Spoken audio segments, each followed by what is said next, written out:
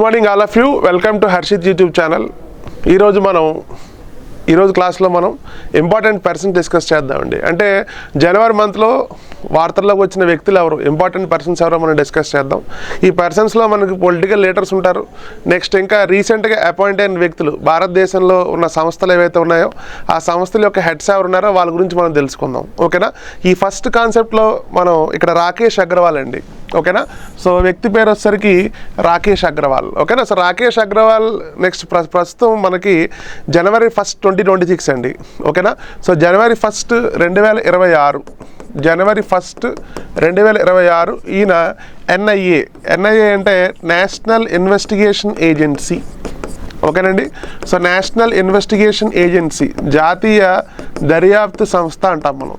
ఈ జాతీయ దర్యాప్తు సంస్థకి ఈయన డైరెక్టర్ జనరల్గా అపాయింట్ అయ్యారు. సో ఎవరు అంటే రాకేష్ అగ్రవాల్. ఓకేనండి. సో ఆల్రెడీ ఇక్కడ పిక్చర్లో మనం చూడడం జరుగుతుంది.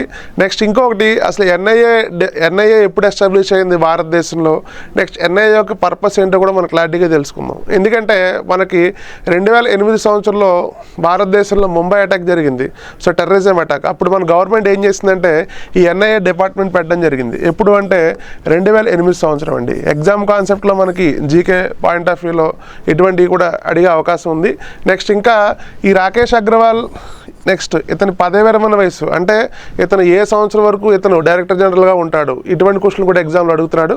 సో అయితే 2028 అని చెప్తామండి. 2028 డిసెంబర్ 31, 2028 డిసెంబర్ 31 వరకు కూడా ఈయన డైరెక్టర్ జనరల్గా వ్యవహరిస్తారు. ఎవరు అంటే రాకేష్ అగ్రవాల్. నెక్స్ట్ ఇంకా రాకేష్ అగ్రవాల్ యొక్క బర్త్ స్టేట్ వచ్చేసరికి హిమాచల్ ప్రదేశ్ అండి. ఓకేనా. సో హిమాచల్ ప్రదేశ్ క్యాడర్ అని చెప్తాం, ఇంపార్టెంట్.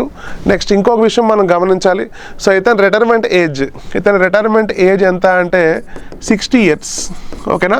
సో రిటైర్మెంట్ ఏజ్ ఎంత అంటే 60 ఇయర్స్. ఓకేనండి. సో పదవి విరమణ వయసు ఎంత అంటే 60 సంవత్సరాలు పెట్టాలి. నెక్స్ట్ ఇతను ఏ సంవత్సరం వరకు ఇతను డైరెక్టర్గా ఉంటారంటే 2028 వరకు ఇతను డైరెక్టర్ జనరల్గా ఉంటారు. ఇంపార్టెంట్ అండి. ఓకేనా. సో ఎగ్జామ్ కాన్సెప్ట్లో మనకి క్వశ్చన్స్ ఇలా అడుగుతారు. నెక్స్ట్ ఇంకా ఇతను ఏ మంత్రిత్వ శాఖ కింద పనిచేయాలి అంటే మినిస్ట్రీ ఆఫ్ హోమ్ అఫైర్స్ అండి. ఓకేనా.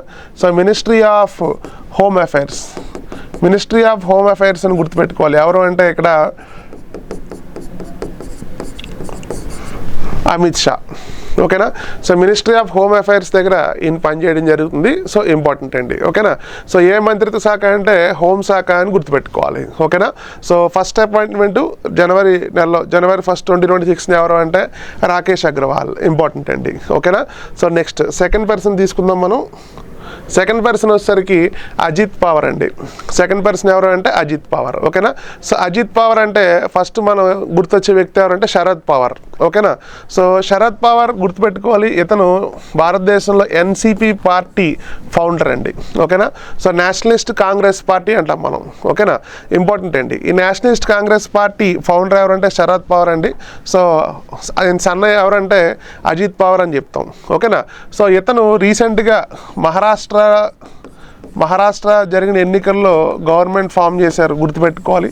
సో బీజేపీతో కలిసి వీళ్ళు గవర్నమెంట్ ఫామ్ చేయడం జరిగింది. మహాయుతి అని చెప్పి ఒక కూటమిగా వెళ్ళి ఎన్నికల్లో గెలిచారు. ఇంపార్టెంట్. అయితే అజిత్ పవార్కి డిప్యూటీ చీఫ్ మినిస్టర్ పోస్ట్ ఇచ్చారండి. ఓకేనా. So deputy chief minister of Maharashtra అని చెప్తాం మనం. ఎవరు అంటే అజిత్ పవార్. ఓకేనా. సో రీసెంట్గా ఒక 1 వీక్ బ్యాక్ జరిగిన ప్లేన్ క్రాష్లో ఈయన చనిపోవడం జరిగింది. సో వార్తల్లో మరణించిన వ్యక్తులు కూడా మనకి క్వశ్చన్లు అడిగే అవకాశం ఉంది. సో గుర్తుపెట్టుకోవాలి, ఇంపార్టెంట్. నెక్స్ట్ ఇంకొకటి, ఇతను మనకి ముంబై నుంచి, ఓకేనా. సో ముంబై నుండి బారాబతి, ఓకేనా, ముంబై నుండి బారాబతి ట్రావెల్ చేస్తూ ఇతను మరణించడం జరిగింది. ఓకేనా. సో బారాబతి లొకేషన్ అడుగుతాడు ఎగ్జామ్లో ఎక్కడ అని. ఓకేనండి. సో మహారాష్ట్ర గుర్తుపెట్టుకోవాలి, ఇంపార్టెంట్. ఓకేనా. నెక్స్ట్ ఇంకా మనం తెలుసుకోవాల్సిన విషయాలు ఇక్కడ. సో అజిత్ పవార్ రీసెంట్గా మరణించిన వ్యక్తి ఇక్కడ ఏ స్టేట్ అని అడిగినా మహారాష్ట్ర అని చెప్పాలి. ఇతను ఏ పదవి చేపట్టారంటే డిప్యూటీ చీఫ్ మినిస్టర్ అని చెప్పాలి మనం. ఓకేనా. ఇంపార్టెంట్ అండి. ఓకేనా. నెక్స్ట్ ఇంకా ప్రస్తుతం మహారాష్ట్ర సీఎం ఎవరు అంటే దేవేంద్ర ఫడ్నవీస్ అండి. దేవేంద్ర ఫడ్నవీస్. ఓకేనా. సో బీజేపీ పార్టీ గుర్తుపెట్టుకోవాలి, important. So deputy chief minister కూడా మారిపోవడం జరిగింది. సో అజిత్ పవార్ ప్లేస్లో వాళ్ళ వైఫ్ రావడం జరిగింది. సో ఎగ్జామ్ కాన్సెప్ట్లో క్వశ్చన్స్ అడుగుతాడు. ఓకేనా. So next third person discuss చేద్దాం. థర్డ్ పర్సన్ వచ్చేసరికి ఒక పాపులర్ పొలిటీషియన్ అండి భారతదేశంలో. సో ఇతను రీసెంట్గా చనిపోవడం జరిగింది. శిబు సోరెన్ అంటాం మనం. ఓకేనా. సో శిబు సోరెన్ అంటే మనకు ఫస్ట్ గుర్తు రావాల్సిన స్టేట్ వచ్చేసరికి జార్ఖండ్ అండి. ఓకేనా. సో జార్ఖండ్ స్టేట్ గుర్తుపెట్టుకోవాలి, వెరీ వెరీ ఇంపార్టెంట్. ఓకేనా. ఎందుకంటే జార్ఖండ్లో 1972 1972 సంవత్సరంలో ఇతను ఒక పొలిటికల్ పార్టీ పెట్టారండి. దాని పేరేంటి అంటే జేఎంఎం అంటాం మనం. ఓకేనా. సో జేఎంఎం ఫుల్ ఫామ్ వచ్చేసరికి జార్ఖండ్ ముక్తి మోర్చా అంటాం మనం. జార్ఖండ్ ముక్తి మోర్చా అంటాం, గుర్తుపెట్టుకోవాలి. అయితే ఇతను 3 సార్లు ఆ స్టేట్కి చీఫ్ మినిస్టర్గా పనిచేశారు. చాలా చాలా ఇంపార్టెంట్. ఓకేనా. సో శిబు సోరెన్ ఏ స్టేట్ అంటే జార్ఖండ్ అని గుర్తుపెట్టుకోవాలి. ఇతను ఎన్నిసార్లు ముఖ్యమంత్రి పదవి చేపట్టారంటే 3 సార్లు. ఇంపార్టెంట్ అండి. ఓకేనా. సో నెక్స్ట్ ఇంకా మనం గుర్తుపెట్టుకోవాల్సిన విషయాలు ఇక్కడ, శిబు సోరెన్ గతంలో మనకి కేంద్ర మంత్రి పదవి కోల్స్ అండ్ మైన్స్, ఓకేనా, కోల్స్ అండ్ మైన్స్ మినిస్టర్గా కూడా 2 సార్లు పనిచేయడం జరిగింది.